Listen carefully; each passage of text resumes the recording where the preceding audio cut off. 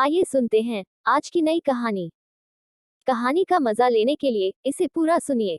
मेरी बेटी का शौहर मुझ पर ही आशिक हो गया। मेरे दामाद ने मेरे साथ वह रिश्ता बनाया जिसके बारे में कोई शरीफ शख्स सोच भी नहीं सकता। मेरा नाम अमानत है। मैं 30 साल की एक खूबसूरत औरत हूँ। मेरी शादी 15 साल की उम्र में ही कर दी गई, क्योंकि हमारे यहाँ ये रिवाज है कि बेटी जवान होते ही उसकी शादी करवा दी जाती है।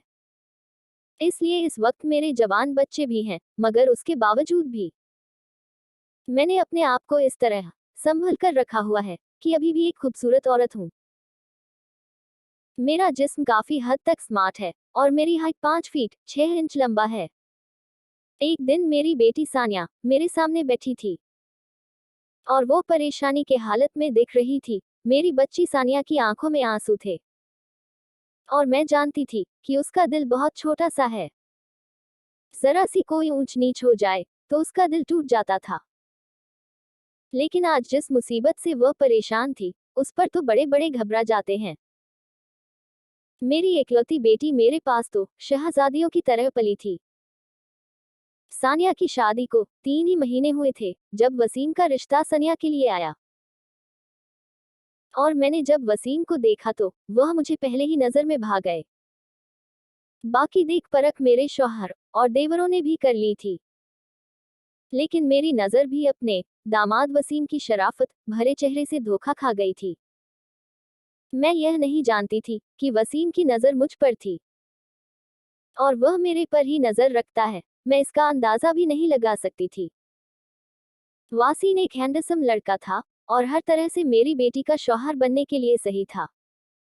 यूं सिर्फ 3 महीने के अंदर ही मेरी बेटी सानिया की शादी वसीम से कर दी गई। शादी के शुरू के दिन तो बहुत ही प्यारे गुजर रहे थे। बच्ची मैके आती तो उसके चेहरे पर जैसे मुस्कुराहट बिखरी होती थी।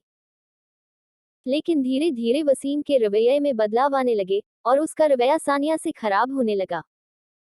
पहले तो मैंने उसको कोई अहमियत नहीं दी, लेकिन अब मामला आगे बढ़ चुका था।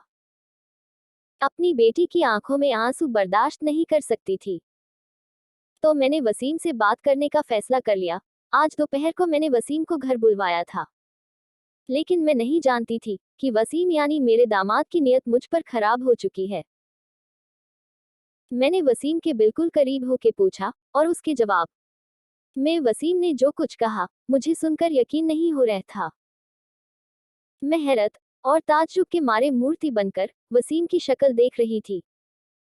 वसीम ने बोला कि बात यह है कि मैंने ये शादी सिर्फ और सिर्फ आपकी वजह से की है, क्योंकि मुझे तो आप अच्छी लगती थी। जाहिर है मैं तो वसीम से शादी नहीं कर सकती थी।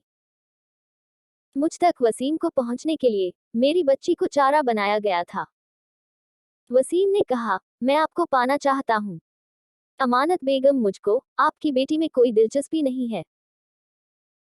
वसीम के मुस्कुराते हुए शब्द मेरे कानों में गूंज रहे थे और मैं गुमसुम बैठी थी कि जैसे काटो तो जिस्म से लहू भी न निकले।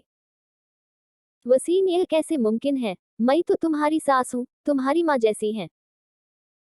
वसीम ने एक पर जोर देते हुए कहा, जानता हूँ आप मेरी माँ जैसी हैं, लेकिन आप एक औरत भी तो हैं और मेरी तलब हर रिश्ते नाते से आजाद है। और मैंने आपको साफ शब्दों में बता दिया है कि मैंने यह शादी सिर्फ आपको हासिल करने के लिए की है। वसीम ने मेरा हाथ थाम कर कहा और उसके साथ वसीम ने मुझे अपनी तरफ खींचकर अपने करीब बैठा लिया। मैं तो घबरा गई। वसीम को कहने लगी कि वसीम, यह क्या कर रहे हो? मैंने खुद को उससे दूर किया। फिर वसीम ने कहा कि अगर आप मुझे ना मिली तो याद रखिएगा कि मेरा और सानिया का रिश्ता ऐसे ही बहन और भाई जैसा रहेगा। अगर आप मेरी बात मानेंगी तो मैं सानिया की हर ख्वाहिश पूरी करूंगा। मेरा बस यही कहना था कि अमानत बेगम मान गई और मेरी हर दिली ख्वाहिश पूरी की। दोस्तों, ऐसी ही औसम कहानियां पढ़ने और सुनने के लिए हमारे चैनल औसम कहानियां को प्लीज लाइक करना और अपने खूबसूरत दोस्तों के साथ शेयर करना और सब्सक्राइब करना। धन्यवाद।